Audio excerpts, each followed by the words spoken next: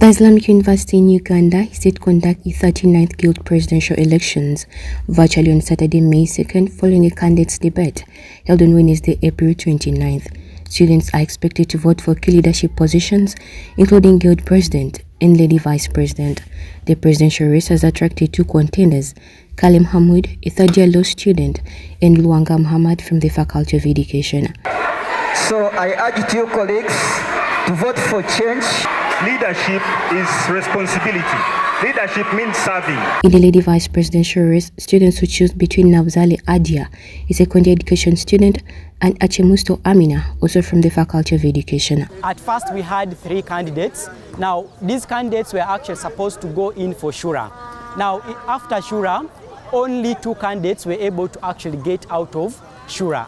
According to Kisa, the chairperson of the Independent Electoral Commission at the Islamic University in Uganda, the election process began with applications from candidates for Guild President and Lady Vice President. We have had a presidential debate which has been targeted on giving the candidates a platform to actually appeal to their voters, to showcase their manifestos, and then convince individuals to be able to give them the votes.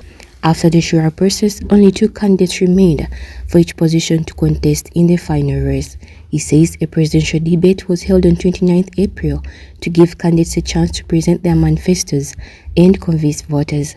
Civic education and e-voting will take place on Friday, while the main elections are scheduled for 2nd May 2026. Now, up next on Friday, we are going to have civic education on e-voting. I want to actually appeal to the public. I want to implore them, to the students' Congress, that on that day, please attend in big numbers for you to be able to know how we get done with the issues that maybe the ERP normally faces when it's time for the elections. Kisa also urged candidates and students to avoid violence, illegal posters, and processions, stressing that discipline must be maintained during the election period.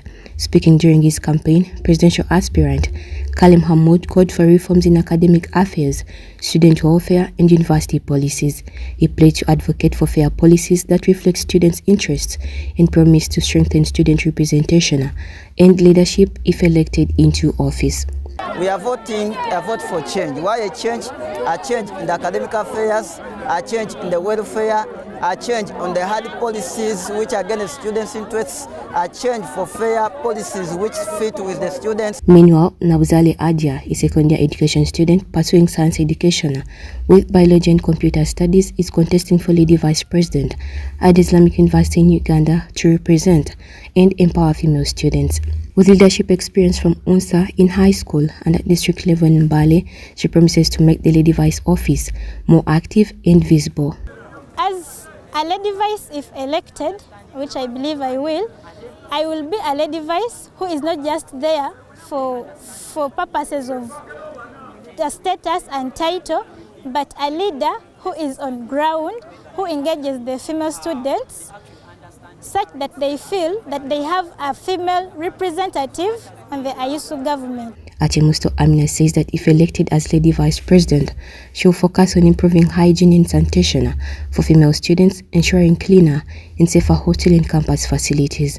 She also plans to work on better and more flexible pass-out arrangements for ladies, especially during emergencies, so that female students can move more freely.